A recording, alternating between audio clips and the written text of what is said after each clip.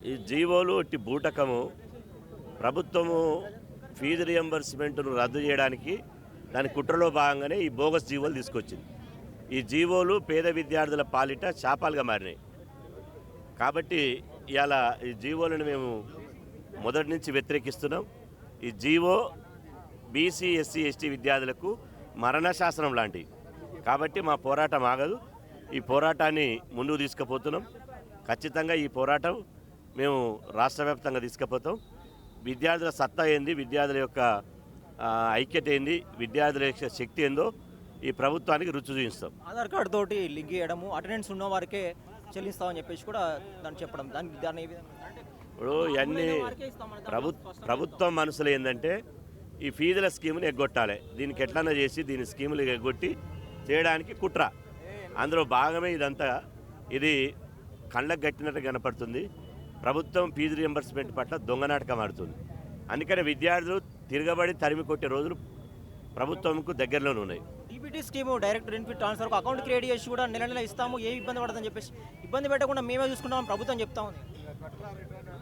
ఇప్పుడు ఇలా ప్రభుత్వం చెప్పేది అమలు కానటువంటిది. విద్యార్థుల అకౌంట్లకు వేస్తామంటే ఇప్పుడు 3 సంవత్సరాలు ఏం చేశారు? 3 సంవత్సరాల ఫీజుల బకాయిలు ఎందుకు ఇస్తలేరు? కాబట్టి ఒకవేళ విద్యార్థులకు వేసేది ఉంటే హైకోర్టులో ఎందుకు అఫిడవిట్ రూపంలో ఇవ్వలేదు? హైకోర్టులో ఎందుకు స్టే వచ్చింది? అంటే ఇదంతా ప్రభుత్వానికి పొమ్మనకుండా పొగబెట్టడానికి. కాబట్టి ఎట్టి పరిస్థితుల్లో వదిలే ప్రసక్తి లేదు. ఇవాళ ప్రభుత్వం ఇవాళ బంద్ ద్వారా విద్యార్థుల సత్తా ఏందో చూపించడం. ఇవాళ బంద్ కనీమి నేరుగా రీతిలో బంద్ జరిగింది. కాలేజీల బంద్ అంటే గత చరిత్రలో ఎప్పుడూ జరగని విధంగా బంద్ జరిగింది. ఇవాళ ఇంటర్, డిగ్రీ, పీజీ, ఇంజనీరింగ్, ఇతర వృత్తి విద్యా కాలేజీలు మొత్తం బంద్ చేశారు. లక్షల మంది విద్యార్థులు ఇలా బంద్లో పాల్గొన్నారు. చాలామంది కాలేజ్ యజమాన్యాలు, ప్రైవేట్ కాలేజ్ యజమాన్యాలు మా ఉద్యమానికి స్పందించి స్వచ్ఛందంగా వాళ్ళు నిన్ననే సెలవు ప్రకటించడం జరిగింది. అంటే ఇవాళ రాష్ట్రంలో నిర్మానుష్యం అయిపోయింది. కాలేజీలు నిర్మానుష్యం అయిపోయి కాలేజీలకు అందరు తాళాలు పెట్టారు. ఇది చూసైనా ప్రభుత్వం సిగ్గు తెచ్చుకోవాలి. ప్రభుత్వం ఇప్పటికైనా స్పందించకపోతే ఇక ఉద్యమం ఇంత శాంతియుతంగా ఉండదు. ఆ ఉద్యమం మా చేతులకు వెళ్ళి కూడా వెళ్ళిపోతుంది. ఇవాళ జంజీ ఉద్యమం ఎట్టొచ్చింది? బంగ్లాదేశ్లో ఏమైంది, నేపాల్లో ఏమైంది అది తెలుసుకోండి. ఒక కాక్రోజు ఉద్యమం ఎట్లొస్తుంది భారతదేశంలో? కాబట్టి ఇక్కడ బీసీ కాక్రోజులు అవుతారు, బీసీ జంజీలు అవుతారు. కాబట్టి ఇప్పటికైనా రేవంత్ రెడ్డి గారు ఈ ఉద్యమాన్ని చూసైనా 7,000 కోట్ల ఫీజుల బకాయిలు తక్షణమే చెల్లించాలి. గత ప్రభుత్వంలో ఉమ్మడి ఆంధ్రప్రదేశ్లో ఎట్లయితే ఫీజుల రియంబర్స్మెంట్ అమలు జరిగిందో ఇప్పుడు కూడా ఫీజుల రియంబర్స్మెంట్ అమలు జరగాలి. అమలు జరిగే వరకు మా పోరాటం ఉంటుంది. మళ్ళీ నిన్న అఖిలపక్ష విద్యార్థి సంఘాలు, అఖిలపక్ష పార్టీలు కూడా మేము చేసేటువంటి పోరాటానికి మద్దతు పలకడం జరిగింది. మేము అందరి సపోర్టు తోటి 15వ తారీఖు నాడు ఖచ్చితంగా మళ్ళీ చెలో హైదరాబాద్కి పిలిపిస్తాం.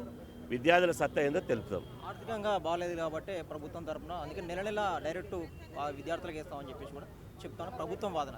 ఆర్థికంగా బాగాలేకపోతే మరి 72,000 కోట్లు కాంట్రాక్టర్లకు ఎట్లు ఇచ్చారు? ఏ విధంగా ఇచ్చారు? 4 లక్షల కోట్లు అప్పు చేసి ఎక్కడ పెట్టారు? 32,000 కోట్ల ప్రభుత్వ భూములు ఆమె ఎక్కడ చేశారు? మీకు తెలియని విషయం ఏంటంటే ఫీజు రియంబర్స్మెంటు ఎగనామం పెట్టడానికే ఇవన్నీ అబద్ధపు మాటలు మాట్లాడుతుంది. ఇలా ఫీజు రియంబర్స్మెంట్ రాదనే ఉద్దేశంతో 93,000 మంది ఎంసెట్కి అప్లై చేసుకున్నారు మొన్న ఈ విద్యా సంవత్సరం. 93,000 మంది అప్లై చేసుకుంటే 50,000 మంది విద్యార్థులు సర్టిఫికేట్ వెరిఫికేషన్ చేసుకోవాలి. అంటే 50,000 మంది ఎస్సీ ఎస్టీ బీసీ విద్యార్థులు ఇలా ఇంజనీరింగ్ విద్యకు దూరం అయిపోయారు. రేపు పీజీకి దూరం అవుతారు, అదే ఎంబీఏకి దూరం అవుతారు, ఎంసీఏకి దూరం అవుతారు. ప్రభుత్వం ఏ లక్ష్యం అని అనుకుంటుందో బడుగు వర్గాల విద్యార్థులను మళ్ళా వాళ్ళని కులవృత్తుల్లో పంపించాలి, వాళ్ళకు ఉన్నత విద్య అందించొద్దని ఏదైతే కుట్ర చేస్తుందో ఆ లక్ష్యం నెరవేరుతుంది ప్రభుత్వాన్ని. కాబట్టి విద్యార్థులను ఇంత అన్యాయం చేసినప్పుడు మేము ఊరుకుంటాం?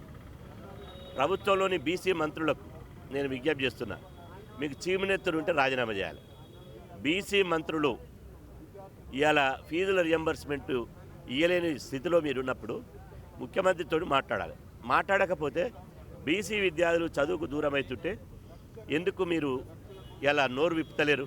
మీకు పదవులే ముఖ్యమా? జాతి ముఖ్యం కదా? జాతీయ అన్యాయం జరిగిపోయి ఇప్పుడు 9 మంది విద్యార్థులు చచ్చిపోయారు. చచ్చిపోతుంటే కూడా మీకు ఎందుకు చలనం వస్తలేదు? ఈ జాతి బీసీ జాతితోటే కదా మీకు మంత్రి పదవులు దక్కింది. మరి ఎందుకు స్పందిస్తలేరు? ఒక బీసీ మంత్రులే కాదు, బీసీ, ఎస్సీ, ఎస్టీ, మైనార్టీ మంత్రులంతా రాజీనామా చేయాలి. వాళ్ళకు చీమనెత్తురు ఉంటే ఈ అగ్రకులాల ప్రభుత్వం మీద తిరగబడాలి. లేదంటే ముఖ్యమంత్రి దగ్గర కూర్చొని, ఉప ముఖ్యమంత్రి, ఆర్థిక మంత్రి బట్టి విక్రమార్క దగ్గర కూర్చొని నిధులు తీసుకురావాలి. నిధులు తీసుకురాలేని పక్షంలో రాజీనామా చేసి ఇంట్లో కూర్చోవాలి.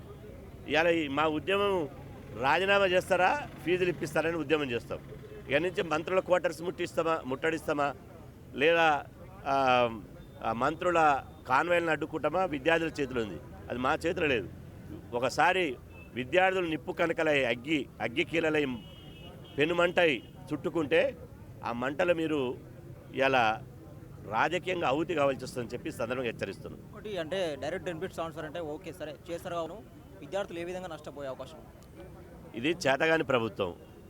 ఈ ప్రభుత్వానికి తలా తోకలేదు. ప్రభుత్వం అసలు ఎవరు నడుపుతుండో కూడా తెలుస్తలేదు. ప్రభుత్వానికి ఒకవేళ నిజంగా ఉంటే బీసీ సంఘాలతో చర్చలు జరుపు, విద్యార్థి సంఘాలతో చర్చలు జరుపు. ఇలా జరపకుండా ఎందుకు ఇలా ఈ నంగనాచి మాటలు మాట్లాడుతున్నారు? కాబట్టి ఇప్పటికైనా ప్రభుత్వం ఈ దొంగ నాటకాలు బంద్ చేసి ఫీజు రియంబర్స్మెంట్ బకాయిలు విడుదల చేయాలి, పాత పద్ధతులు ఇవ్వాలి. లేకపోతే ఈ ఉద్యమాన్ని ఇంకా ఉవ్వెత్తున ముందుకు తీసుకుపోతాం.